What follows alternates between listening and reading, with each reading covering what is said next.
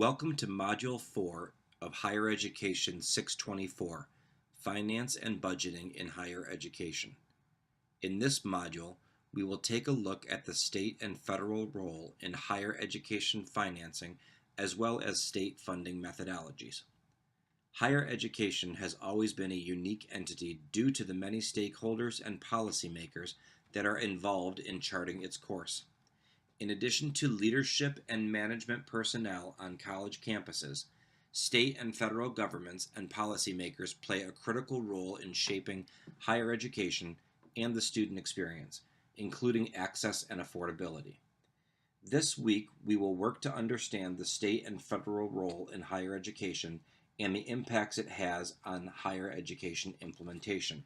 Specifically, we will work to understand the state and federal role in terms of policy creation, higher education funding, accountability, price controls, among other topics. Working in higher education requires all practitioners to have a firm understanding of the outside stakeholders and pressure that shape higher education, and this week begins to delve into that area. As we learned earlier in our course, the role of the federal government is predominantly centered around financial aid for students, and as professionals in higher education, it is important to understand the federal government's role. Financial aid, in its most simple form and description, is money that can be used to pay for college. Financial aid can help a student and their family with various educational costs, such as tuition, fees, books, room and board, and transportation, among other expenses. The financial aid that a student receives can also help provide financial assistance for college-related expenses, such as daycare and support materials including computers. The biggest misconception about financial aid is that it is only available for those in need. In reality, all students are eligible for some type of financial assistance for college, even if it has to be paid back. Finally, financial aid can be applied for in any and every year that a student is enrolled in college. The next few slides will cover several key aspects and overview of the federal financial aid programs.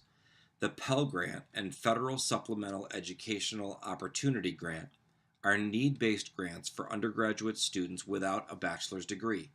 They are not available for students studying at the graduate level. Annual maximum awards are subject to change on an annual basis, with information contained in this slide being for the 2016-2017 academic year. For the current fiscal year, the maximum federal Pell Grant is $5,815. If you think back to our previous work on the rising costs of higher education and some of our previous presentations about these escalating costs, you will note that the maximum Pell Grant available still leaves a significant gap with regards to funding a college education. Unlike the Pell Grant, the Teach Grant has some very specific requirements that its recipients must fulfill. In fact, the grant becomes a loan, meaning it must be paid back if the student does not end up teaching in a required field and/or school. If you end up working directly with students, it is important to stress to students that they need to get all the information on this program before accepting. Quite frankly, this is true of all federal aid programs, as there are many stipulations that must be met in many cases. Lastly, students who have lost a parent after 9/11/2001 in either the Iraq or Afghanistan wars can apply for the Iraq and Afghanistan Service Grant. All federal financial aid opportunities are applied for by filling out the FAFSA, which we will learn more about later. The Federal Work-Study Program is a program that is based specifically on a student's financial need. Work-study awards vary in amount based on the student's demonstrated need, and it allows the student to work either on or off campus.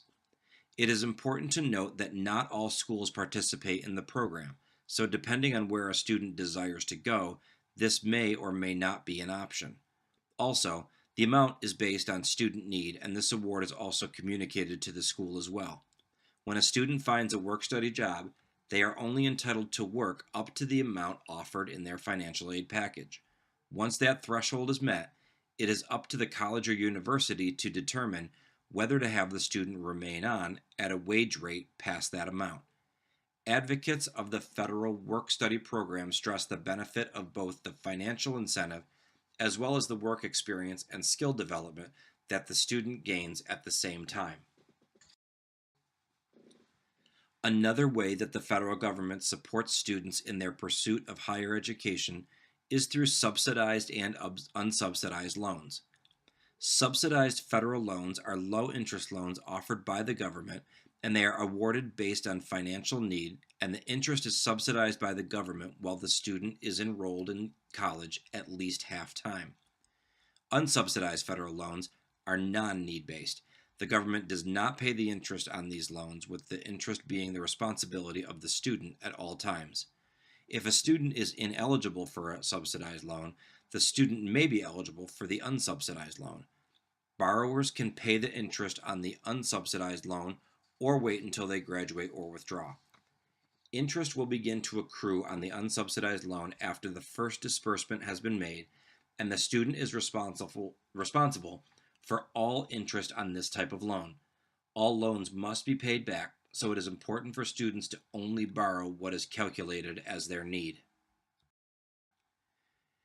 Parents or guardians of dependent college-bound and college-enrolled students can apply for the parent loan for undergraduate students in order to supplement their child/dependent's financial aid award. To qualify for this federal program, the parent must be creditworthy. It is also important to note that the repayment of this loan begins shortly after the disbursement of the loan. Even though the loan is a loan in the parent's name and for the parent, the student must complete a FAFSA application. Also important to note is that there is a PLUS loan available for independent students as well. So that we can best serve students in their efforts to achieve higher education, it is important to understand the basics of the free application for federal student aid, the FAFSA. The FAFSA has made one notable change, and that is the fact that it is available in October each year rather than January. This provides extra time for students and their families to apply, which will also allow schools to review the financial needs sooner. When students and parents fill out the FAFSA, they are able to use tax information from the previous 2 years rather than just the immediate prior year. The single point of contact form will help students in evaluating all of their options relative to the schools they are interested in so that they can determine a clearer financial picture about what is feasible and what is not feasible in terms of types of institutions that may be options for them to pursue their higher education. The federal government expends a tremendous amount of resources in supporting students in their pursuit of higher education. While many individuals will say that the government is not doing enough to curtail higher education expenses, the amount of funding that the government has allocated to student aid is significant. Over $176 billion of federal funds is allocated to student aid, including nearly $29 billion in Pell Grants and over $141 billion in student loans. The current federal financial aid structure is such that it benefits over 13 million individuals. If you think back to our presentation from the first week we had together, when combined with state funding to institutions, public support of higher education is indeed large in number. However, the reality is that this commitment has decreased through the years as financial times have become more challenging. With college enrollments on the rise and a market that demands more highly educated and skilled workers, the need for commitment to higher education from our state and federal governments has never been higher. This provides you with an overview of just one aspect of financial aid. In the years to come, there will be a much larger focus on the government's commitment to higher education.